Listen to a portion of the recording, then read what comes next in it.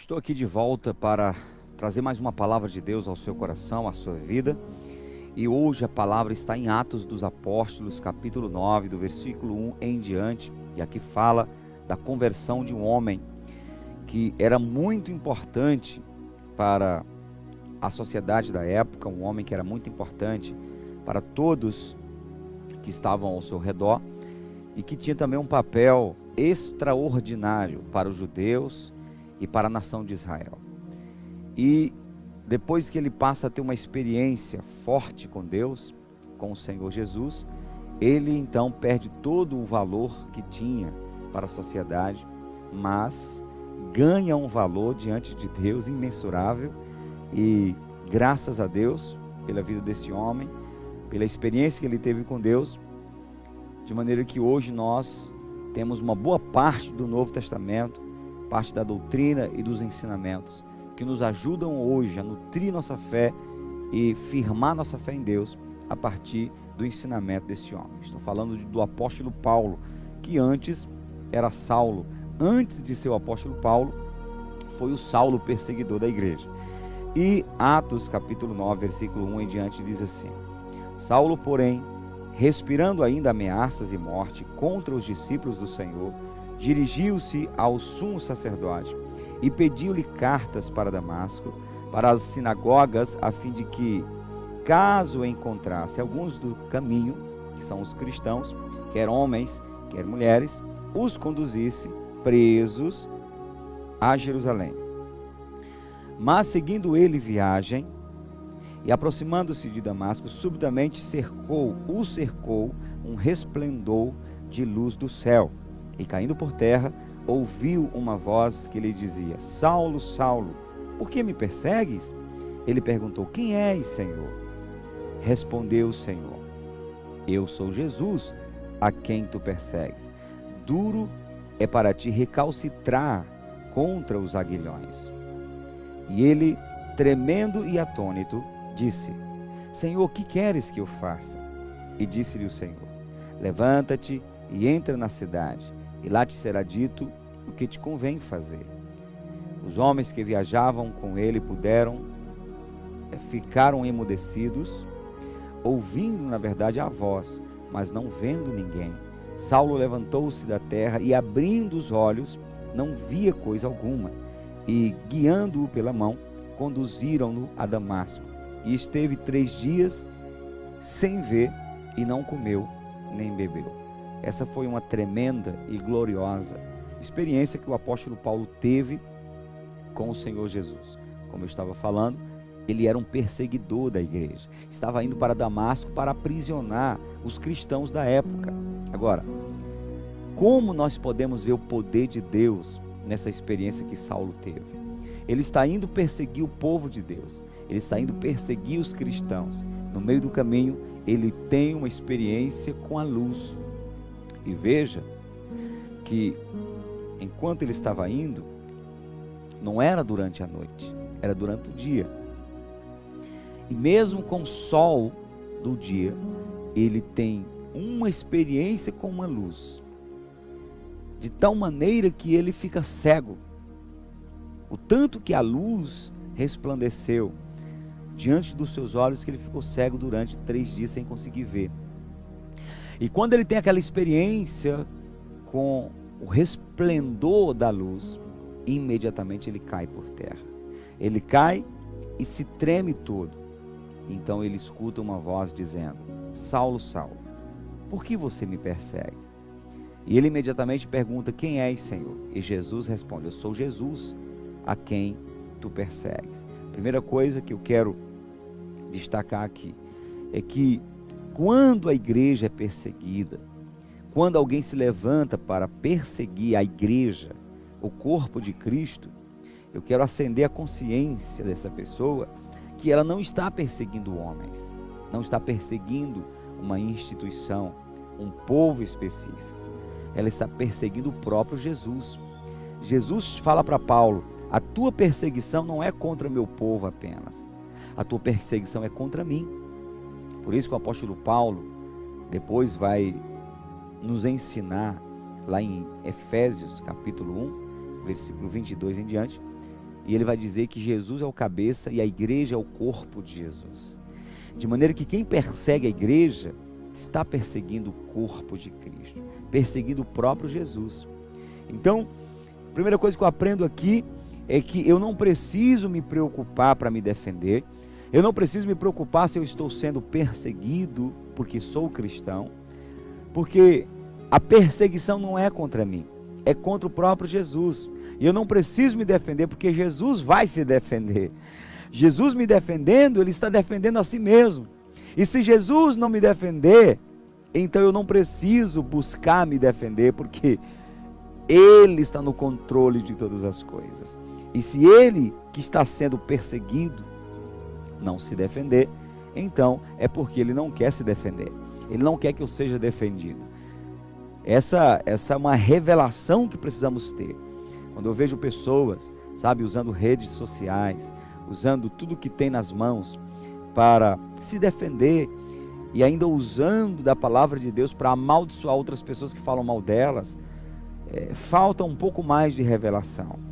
Você que é cristão de verdade e está sendo perseguido porque está pregando a palavra, está sendo perseguido porque você decidiu seguir a Jesus, decidiu levar avante um ministério que Ele te deu, e você está se defendendo, falta um pouco mais de revelação. Creia que quando alguém tenta tocar em você, e você é corpo de Cristo, está tocando em Jesus. E é Jesus que se defende. É Jesus que se levanta em nosso favor.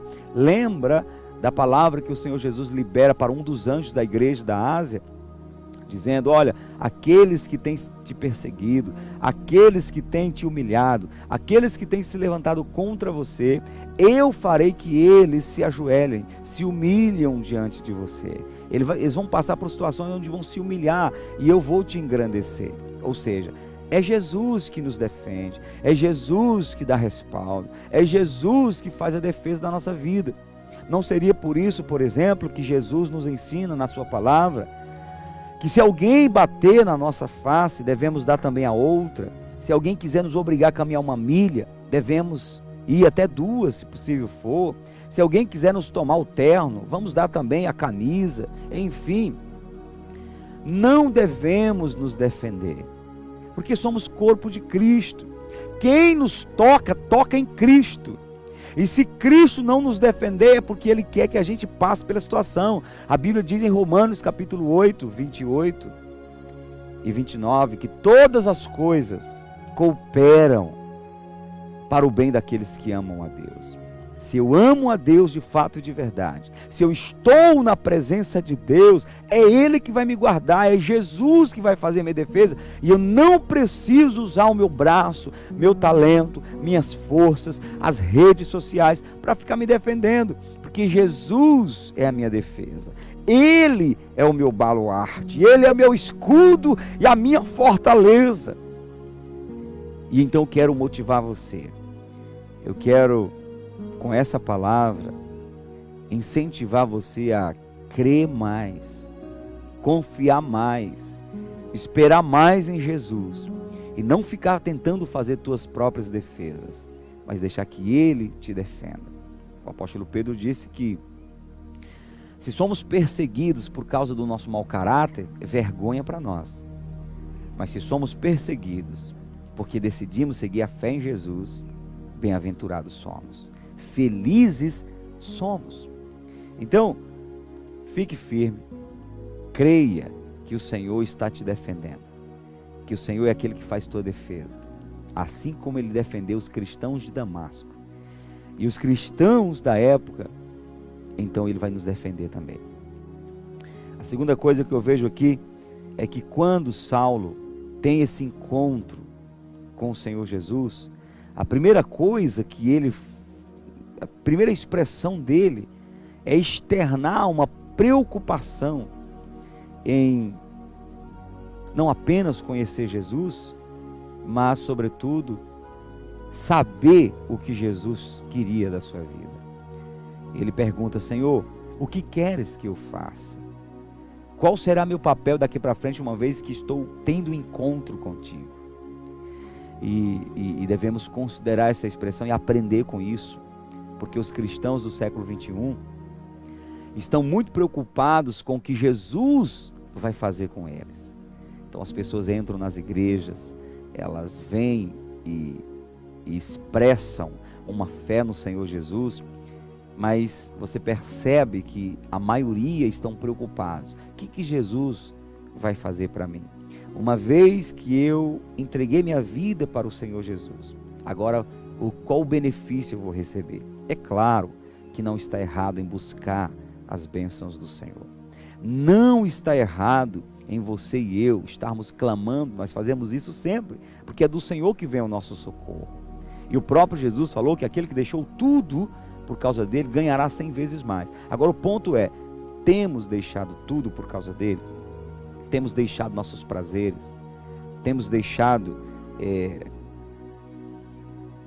um estilo de vida ilícito, negócios ilícitos?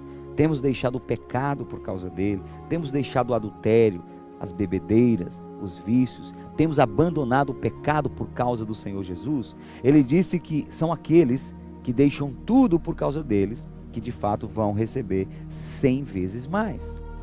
Então, eu quero aqui trazer essa reflexão. O apóstolo Paulo, que era Saulo antes, na primeira experiência que ele tem com Deus, ele pergunta: Senhor, o que queres que eu faça agora? Qual será meu papel a partir de agora?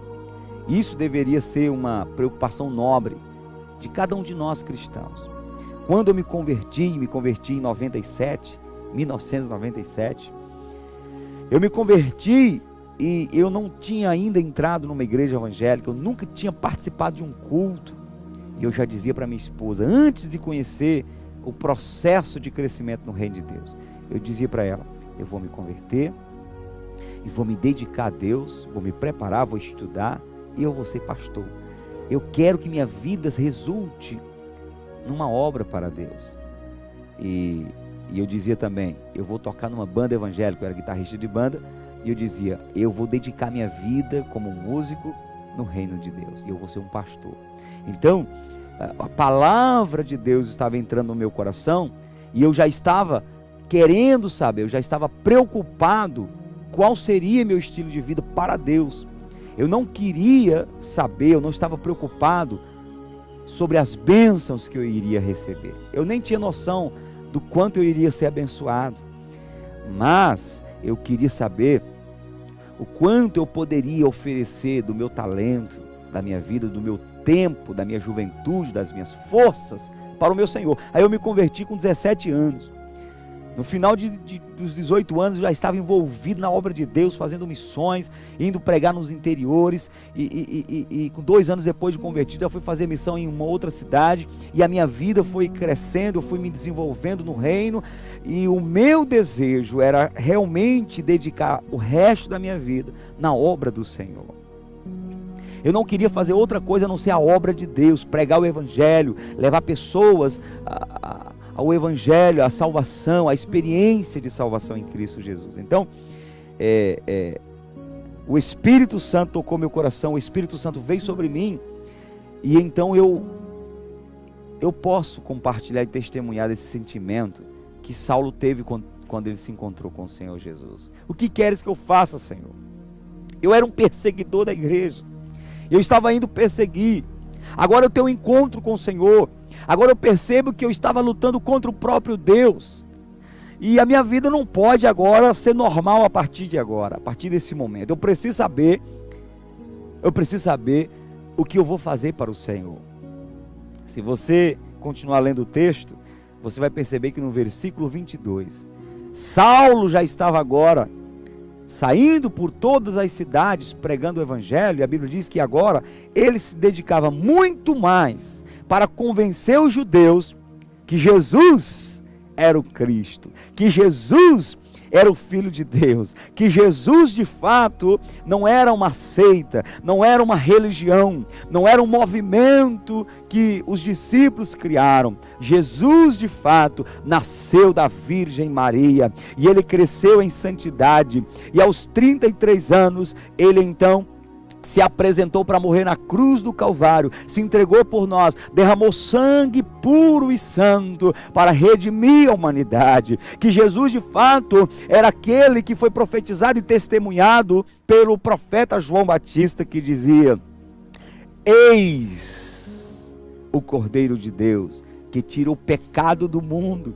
Então Saulo começou a sair, pelo meio dos judeus, que eram doutores da lei, que eram estudiosos da lei, começava a provar nas escrituras que Jesus agora é o Cristo, porque ele agora tinha dois respaldos. Ele tinha um respaldo da lei, dos profetas, das profecias que apontavam para o Messias, e agora ele tem um outro respaldo mais poderoso ainda, que foi a experiência que ele teve com o Senhor. Ele viu Jesus, e com detalhe, ele não viu Jesus antes de morrer e ressuscitar, ele viu Jesus depois de ressurreto, e depois de já estar à destra de Deus Pai Todo-Poderoso, ele teve um encontro com esse Jesus, e ele ouviu a voz desse Jesus, e ele se entregou a Jesus, e a sua vida passou a ser mudada completamente a partir de então. E ele pergunta: Senhor, o que queres que eu faça? Eu quero ministrar essa palavra para você, meu querido, você que está me assistindo agora. Essa palavra é para você e para mim, é para você, é para todos nós. Nós devemos buscar muito. Eu creio que Deus vai te prosperar, que Deus vai te abençoar, vai avivar o teu coração, vai fazer coisas lindas e tremendas e maravilhosas. Isso aí é indubitável. Se você continuar crendo no Senhor, seguindo o Senhor, Ele vai fazer. Agora, nós podemos expressar dessa maneira nobre para o nosso Senhor Jesus, perguntando para Ele todos os dias: o que o Senhor quer que eu faça hoje? Qual é a minha tarefa no reino? Senhor, eu quero te servir, eu quero fazer a tua vontade. Como eu posso te servir melhor? Então, o Senhor Jesus é aquele que nos defende, é aquele que nos guarda, é aquele que está agindo por nossas vidas. E eu quero continuar com o texto aqui e dizer de algumas coisas que eu aprendo quando o Senhor Jesus traz a Saulo esta experiência. Uma das coisas que eu aprendo tremendo aqui nesse texto é que quando Saulo ele tem esse encontro com o Senhor Jesus, ele manifesta imediatamente uma preocupação em como ele vai começar a viver a sua vida a partir dessa experiência. E a primeira coisa que ele pergunta para o Senhor é: Senhor, o que queres que eu faça? Diferente, por exemplo, de muitos de nós cristãos do século 21, que quando temos uma experiência com Deus, já deixamos gerar aquela expectativa do que o Senhor vai fazer por nós. É nos ensinado isso não está errado, devemos buscar as bênçãos do Senhor. O próprio Jesus fala que aquele que deixa tudo por Ele ganhará 100 vezes mais, e devemos atentar para o detalhe de deixar tudo por Ele. Estamos deixando tudo pelo Senhor Jesus? Estamos deixando a vida errada, o estilo de vida errado? Estamos deixando os negócios ilícitos, o adultério, a prostituição, os vícios? Estamos deixando tudo pelo Senhor Jesus? Ou estamos apenas buscando mais de Jesus para se misturar com aquilo que nós já temos, para então a gente fazer igual a igreja de Laodiceia, ser morno, ter um pouco de um e ter um pouco de outro? Devemos deixar tudo por Jesus, e Ele nos dará 100 vezes mais. À medida que eu abro mão de mim mesmo, renuncio os meus prazeres, os meus desejos, eu devo sim criar expectativa com o que o Senhor vai fazer, porque é bíblico. Agora, é muito nobre da nossa parte fazer o que Saulo fez. Senhor, o que queres que eu faça? Qual será a minha tarefa no teu reino a partir dessa experiência que estou tendo com o Senhor? Tremendo, eu aprendo muito com Saulo aqui, não é? Aprendo muito porque nós precisamos todos os dias, diariamente: Senhor, qual é a minha tarefa hoje? O que o Senhor tem para que eu possa fazer? Qual é a tua expectativa a respeito de mim hoje? É tremendo isso, nós podemos aprender com Saulo. Uma outra coisa que eu aprendo aqui, nessa experiência, é que Jesus, quando libera essa experiência com Saulo, ele vai direcionar Saulo a um líder chamado Ananias. Vai para a rua direita em Damasco, e lá eu vou te enviar alguém que vai te dizer o que você deve fazer. E aí o próprio Jesus chega para Ananias e diz: Ananias, vai na rua direita, na casa do curtidor, na casa, no endereço tal lá, e então você vai encontrar um homem chamado Saulo. Vá lá falar para ele, vai ensiná-lo. E Ananias reluta dizendo: Senhor, esse homem tem vindo para nos perseguir, ele está vindo para destruir os cristãos de Damasco. Como que eu vou até esse homem? E Jesus falou: não se preocupa não, porque esse é um vaso escolhido para mim, e ele vai saber o quanto vai sofrer por causa do meu nome. Ananias então vai. Quando chega ele diz: Saulo, meu irmão, eu vim enviado pelo Jesus que te encontrou no caminho de Damasco. E eu vim para te batizar e para que você seja curado da cegueira e seja cheio do Espírito Santo. A primeira coisa que eu aprendo aqui é que quando nos convertemos, não importa o nível de intelectualidade, porque Saulo era doutor da lei, fariseu, rabino, ele era o cara, foi formado aos pés de Gamaliel, o maior professor da época. E agora Saulo tem que se submeter ao ensinamento de um simples líder. O que eu aprendo aqui? É que quando você se converte, quando você tem uma experiência com Jesus, não importa o nível de intelectualidade, se você é um médico, promotor, advogado, desembargador, juiz, enfim, filósofo, teólogo, não importa o que você seja, ou o nível de intelectualidade que você tem. Quando você se converte, você nasce de novo, você passa a ser uma criança e precisa aprender. E quanto mais simples a pessoa que vai te ensinar, quanto mais simples ele for, melhor para você. Porque você não vai aprender um evangelho com misturas filosóficas. Não, você vai aprender um evangelho puro e simples. Bíblia vai te dar uma base bíblica. Você vai ter o caráter de Jesus formado dentro de você pela palavra do Senhor. Então eu vejo hoje, por exemplo, muitas pessoas, elas, principalmente os artistas, músicos, cantores, jogadores de futebol, famosos, se convertem numa igreja e aí os desavisados, líderes desavisados, já pegam essa pessoa na semana seguinte, põe em cima do altar e põe para contar testemunho. E essa pessoa começa a sair para lá e para cá contando testemunho sem uma base firme. Saulo não. Quando ele se converteu, ele entrou num processo de ensinamento. Ele teve um pastor sobre a sua vida. Ananias começou a ensinar. Depois Barnabé, que foi um grande homem de Deus, que vem daquele movimento, daquela experiência do avivamento de Jerusalém, do dia de Pentecostes. Barnabé pega Saulo e começa a andar com Saulo e começa a discipular, a ensiná-lo. E Saulo então começa a pregar a palavra, começa a ensinar sobre a palavra, debaixo de um ensinamento pastoral, bíblico. Eu aprendo que nós precisamos disso. As pessoas hoje, elas se convertem, saem testemunhando, daqui a pouco elas se desviam da fé, e o testemunho que deram passa a ser uma mentira, questionável. Quantas pessoas se convertem pelo testemunho de cantores que se converteram, artistas, aí depois essa pessoa ela volta, ela sai do caminho, e quando ela sai do caminho, como ficam aquelas pessoas que, tirando aqui a formiguinha da câmera, como ficam aquelas pessoas que se converteram pelo testemunho daquele ex-cantor, ex-artista, enfim, o famoso. Então é importante que se passe por um processo de ensinamento, de firmeza, de base na fé, para depois você sair testemunhando. Então aprendo aqui que não importa o nível que você esteja, uma vez se convertendo, precisa entrar debaixo de um ensinamento bíblico, de uma liderança, de um pastor. Você precisa aprender a andar na fé agora, até que Cristo seja formado em você. A outra coisa que eu aprendo aqui é que quando Ananias chega para Saulo e diz: olha, Saulo, o Jesus que apareceu para ti me enviou a ti para te curar, para te batizar. E claro, o batismo é um rudimento da fé. Todo mundo que se converte deve se batizar nas águas, e para que seja cheio do Espírito Santo. Ananias, ele enfatiza para Saulo: você precisa ser cheio do Espírito Santo. Por quê? Porque Ananias sabe da importância de alguém ser cheio do Espírito Santo.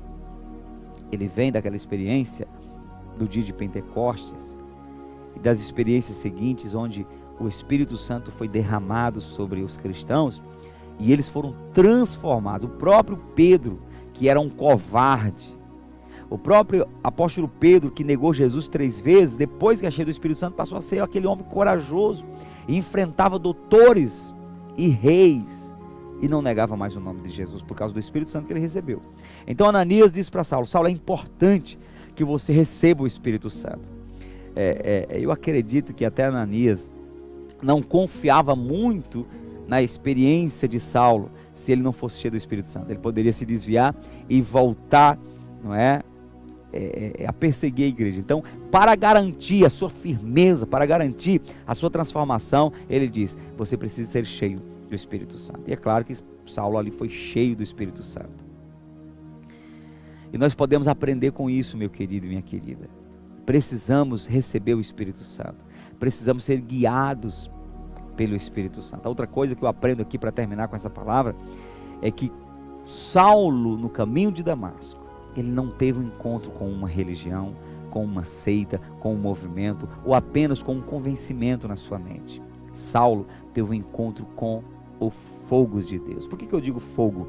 Porque ele estava desfrutando da claridade, da luz do dia, e mesmo assim a luz que resplandeceu, que fez ele cair por terra, era mais forte do que o sol no meio-dia.